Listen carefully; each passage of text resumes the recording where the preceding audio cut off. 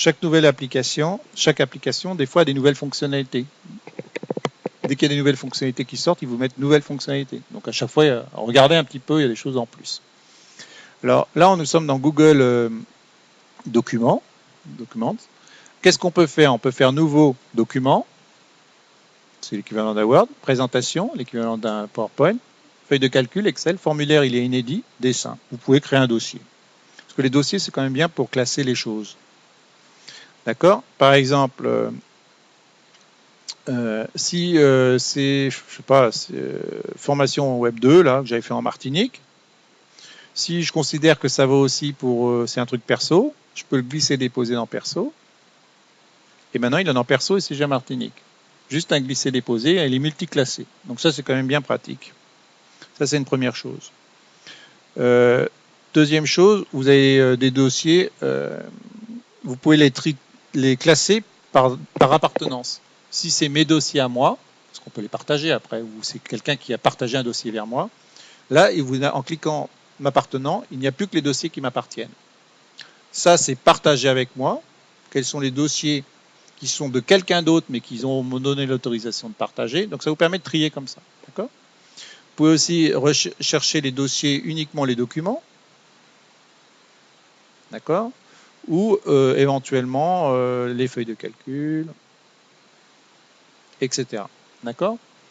Bon. Vous, première chose, quand vous allez ouvrir votre document, il va vous demander paramètres. Si jamais il est en anglais, c'est-on jamais, je ne crois pas, une fois que vous avez fait déjà. Ça dépend dans quelle ordre vous ouvrez, si c'est agenda d'abord. N'oubliez pas le settings, le mettre en français. Une fois que vous avez ça, vous n'avez aucun document. Vous pouvez créer d'abord des dossiers éventuellement. Et puis après, c'est aussi simple que ça. Nouveau document. Alors, on va faire un équivalent de Word. Au début, il est non partagé et il est sans titre. D'accord ? Donc, le titre, il suffit de cliquer là. Test, CGA, ouvert.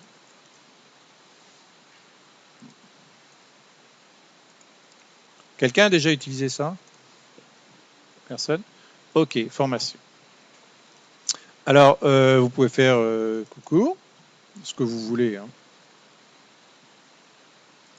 C'est la capture qui est ralentie ou quoi? Voilà. Donc, coucou. Après, vous avez fonctionnalité, je ne vais pas vous passer en détail, mais vous avez fonctionnalité traditionnelle. Hein. Coucou, en gras. Je vous aime beaucoup, donc je vous mets même en 48. Après, vous pouvez même des liens hypertextes. Par exemple, ça, vous voulez que coucou clique. Ça, c'est du traitement de texte vers un site web. Cliquez là. Vous surlignez coucou, vous cliquez là.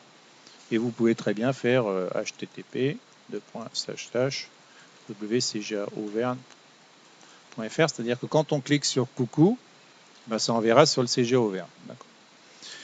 Alors, vous pouvez remodifier à tout moment le lien, le supprimer ou le tester. On clique, coucou, effectivement, il dit coucou. D'accord ? Je savais qu'il faisait coucou le gars là. Donc, une fois que vous avez fini ça, vous avez tout le traitement de texte. Bon, c'est banal. Vous allez me dire, là, c'est banal. D'accord ? Il n'y a rien à savoir. Vous pouvez revenir en arrière, copier-coller, etc.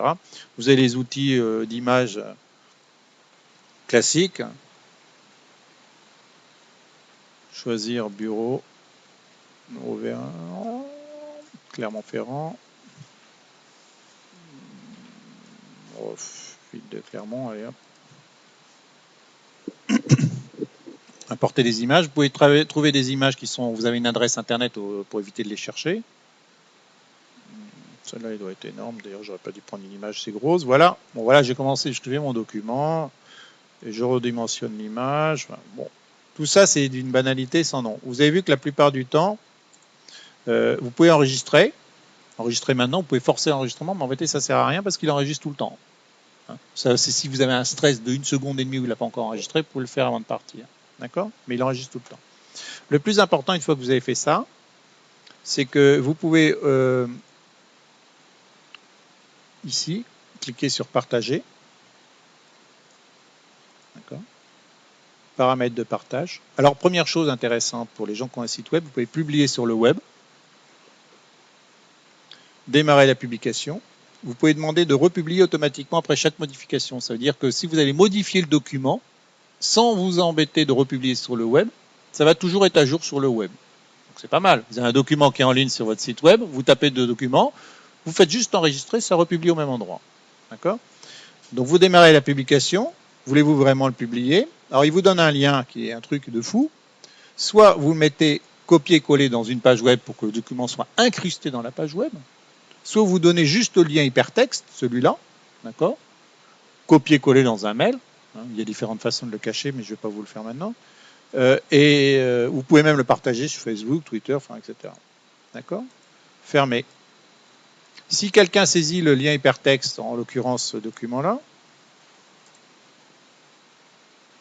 il a le document en ligne. D'accord? Bon, après, vous pouvez le faire en façon à ce qu'il soit plus joli, mais vous voyez, le document, il est en ligne à cette adresse-là. Et n'importe qui, vous allez à la maison, prenez l'adresse, vous envoyez un mail à quelqu'un, la personne clique, elle voit le document en ligne. Et vous le modifiez, il le voit toujours en ligne. Donc déjà, ça permet d'avoir un document facilement en ligne. Imaginez, vous avez un Word, vous voulez le présenter à quelqu'un. Vous l'envoyez par mail. Mais malheureusement, vous le présentez à 10 personnes ou à tout le CGA. Bah, vous faites quoi? Vous envoyez à tout le monde en mail? Et vous remodifiez un truc, vous renvoyez à tout le monde en mail? Non, vous faites un groupe, vous envoyez un mail, dit voilà, à cet endroit, vous avez le document. Et puis le lendemain, vous dites je l'ai modifié. Les gens recliquent dessus s'il faut. Vous voyez ce que je veux dire? Bon, ça, c'est une option de partage. Vous pouvez le partager avec quelqu'un de particulier. Paramètres de partage. Alors là, il est en mon nom. Je suis le propriétaire.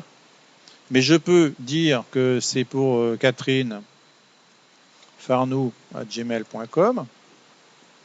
Elle a le droit de soit le modifier, soit uniquement de le consulter. Je vais lui donner l'autorisation de modification. Et puis je vais rajouter un autre collègue qui est souvent, mais à midi, je ne sais pas s'il sera là, à Quimper. À la limite, je vais essayer de voir si on peut faire un test avec lui, si vous êtes d'accord. .com, partager, deuxième personne. Et puis je vais... tiens, j'ai oublié... Ouais, j'ai pas pris en compte Eric Humeau, je me suis trompé. C'est celui-là. Partager. Voilà, Eric. Et puis on va mettre Mathieu, au cas où il serait là. Partager. Voilà. Je vais voir si jamais j'arrive à le voir. Alors un coup, c'est pas prévu, hein, donc soyez indulgents, ça marche pas. Plus Skype.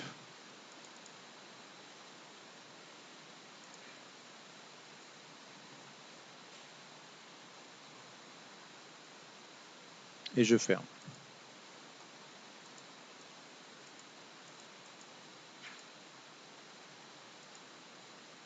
J'ouvre Skype. S'il est connecté, je vais l'appeler. Il le voit le partage, hein, mais ça dépend comment, pour accélérer le process. Hein. Skype, c'est un logiciel qui permet, vous connaissez? Encore un fleuron de l'Europe, ça a été inventé par des Scandinaves, des Finlandais, ceux qui avaient inventé Casa, le peer-to-peer. Ça a été racheté par eBay et qui l'a revendu, qui est en train de le revendre à. Enfin, c'est les aléas du. Ils sont en train de le vendre à. Je ne sais plus comment il s'appelle. Voilà.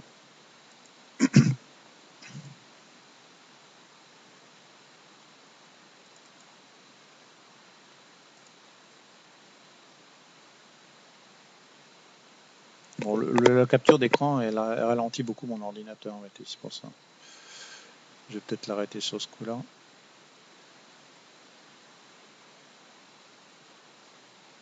Allez, je fais